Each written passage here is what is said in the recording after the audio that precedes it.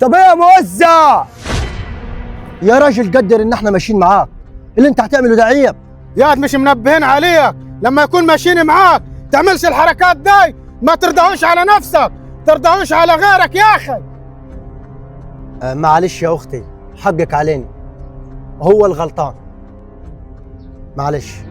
لا سيبهولي بقى، بتعاكس اختك يا ضحى، اخصى عليك. اخته؟ طلعت اختك هاي. يعني قصدك يا اختي انت اخته فعلا بنت ابوه؟ ايوه بنت ابوه. عاجبك كده؟ طلعت اختك اهي بنت ابوك. ما قلت لك ما ترضاهوش على نفسك، ما ترضاهوش لغيرك، ما تمشيش معانا تاني. عاجبك الموقف المحرج اللي انت حطيتنا فيه ده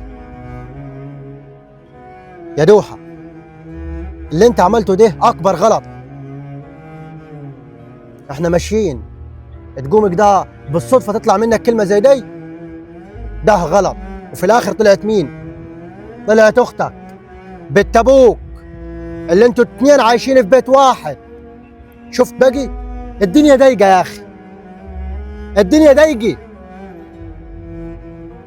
وعلى رأي والد عمي قالها لك، اللي ما ترضاوش لنفسك ما ترضاوش على غيرك. معلش يا جماعه، حقكم عليا، والله ما كنتش عارف ان هي يا اختي.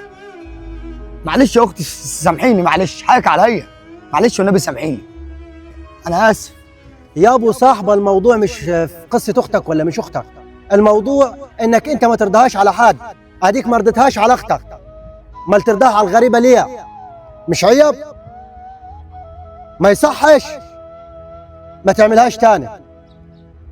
وزي ما قال لك والد عمي، اللي ما ترضاوش لنفسك ما ترضاوش لغيرك.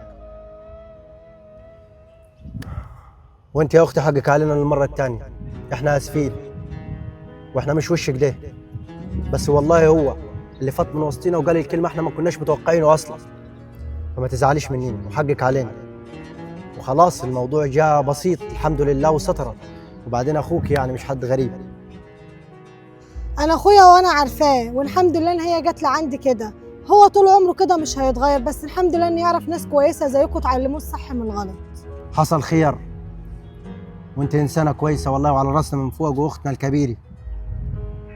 اذا كان على اخوك احنا هنعلموه فعلا صح من غلط، وكلنا هنتعلمه.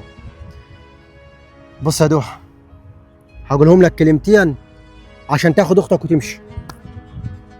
وعاك في يوم من الايام تبقى ماشي